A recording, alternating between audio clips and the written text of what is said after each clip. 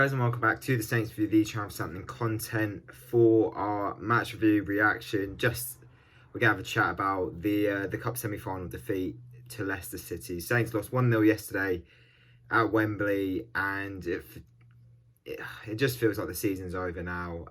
Before we get into it, do make sure you've hit that subscribe button if you haven't yet already, with the notification turned on. Follow us on our socials as well, and as always, this video is kindly sponsored by the guys over at Pitchball. Make sure you download that app if you haven't yet already. The link's in the description. I'm not editing this. I'm not cutting it.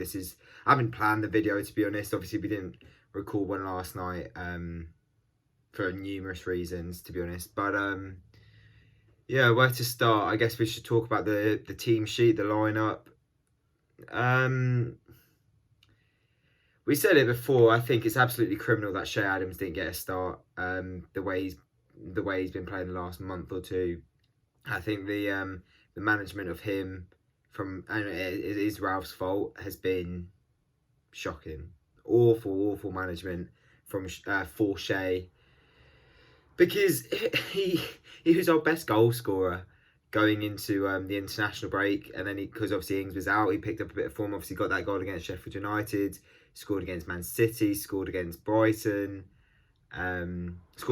scored against Bournemouth, but it was obviously offside, or ruled out for offside. You know, he had that little bit of form, and he scored for Scotland as well. You know, he was in good goal scoring form. It was like, what, 4 goals in 4 games kind of thing.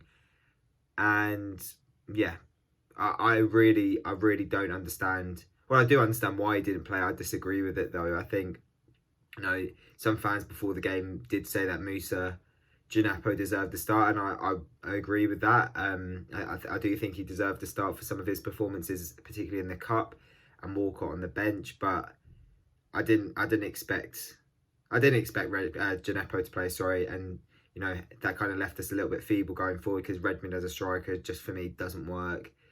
I think if we would have had Adams and Ingsy up front, maybe it would have been a bit different. But what I just can't get my head around is how little we created. You know, Leicester are a top side. We know that. They defend very well. They've got very good defenders playing a, you know, 3 at the back system. But it just didn't look like we had a go. We did not have a go. You know, they're saying, the players are saying, Ralph said it, that they've left everything on the pitch. They haven't. You know, they didn't get themselves ready to play on the pitch. They did not play well. For a game of that magnitude, they really did not show up.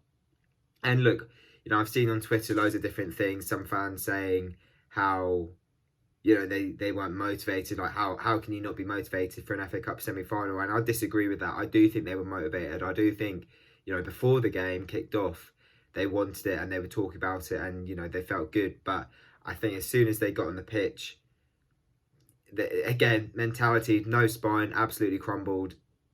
Especially realising that actually Leicester are a very good side, and to beat them you have to be, you know, top drawer on the day. And, you know, I'm not going to sit here and say, oh, on another day we would have won the game. You know, I don't think on another day we would have scored the way we played. I really just feel disappointed. Obviously I'm gutted. You know, we spoke about how it kind of felt like maybe we were going to get ourselves to the final, and who knows, maybe go on and do the unthinkable. But to not even play well, you know, I was saying in the build-up how I was pretty confident we were going to show up and play well, and I was wrong. You know, fair enough, I was wrong. I thought that, given the fact that we've been playing well in the cup alongside these awful league results, you know, maybe it'd be the same on Sunday or yesterday. And yeah, it wasn't in the end.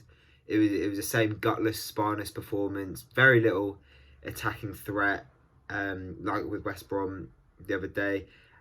Defended better than we did against West Brom, in fairness. Leicester were limited to a handful of not that many chances, but the goal is just unforgivable in my opinion. The fact we just don't pick up Iheanacho at all, yeah, it is just gutting. It's absolutely gutting, because now the season's over. I really just don't know where this season's going now.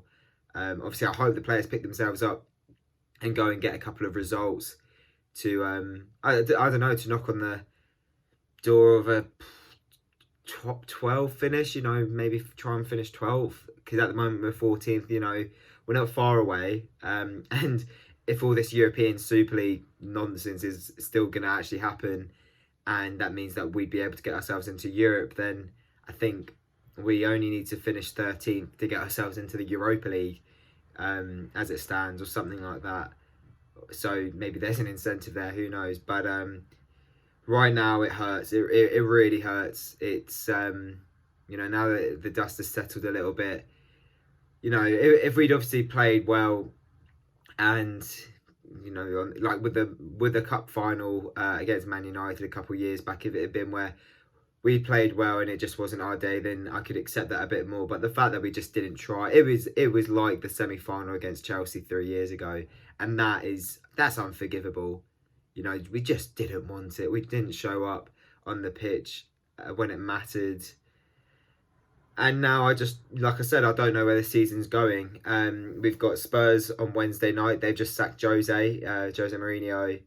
I'm not going to do any preview for that. I'll talk about it now. I think, Ryan Mason is apparently going to be the interim coach until June. They've got a cup final to play. Apparently Harry Kane's going to be out, which is obviously good for us. I don't know whether they're going to rotate and rest some players and focus on this cup final. Or maybe they've already folded and accepted they're going to lose on Saturday, Sunday, whenever their cup final is on the weekend. So I don't know what to expect for that one. Obviously, they tore us apart back at St Mary's on the second game of the season, all that time ago. And we've had a couple of decent trips to the to Tottenham's new stadium, I should say, and lost both games. So I really don't care about this game, to be honest. Like I'm still on kind of getting over this cup semi-final defeat. It hurts. It does hurt. And look, I hope the players can prove me wrong and go on and have a good finish to the league season. Because what is it? We've got 6 or 7 games to go. So if we could get 4 wins, if we could go unbeaten for the rest of the season, we won't. But if we could go unbeaten for the rest of the season and win 4 of those games, I'd be happy. If we were to do that, then we'd be. I don't think we'd get into the top half, but we'd definitely knock on the door of sort of 11th, 12th, and 13th. I don't know, and possibly get into 10th. I don't know. I don't really care at this point. I really just don't see any kind of joy from the rest of the season unless we can go in and an unbeaten run and go and win games, and I just don't see it happening. But yeah, that's my thought on it.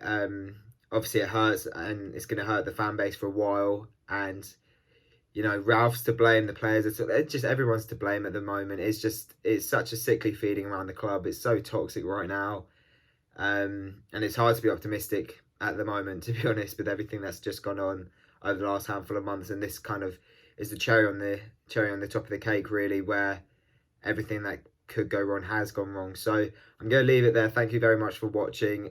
If you want to like it, please do. Obviously, if you're a Saints fan, it's probably going to be quite depressing.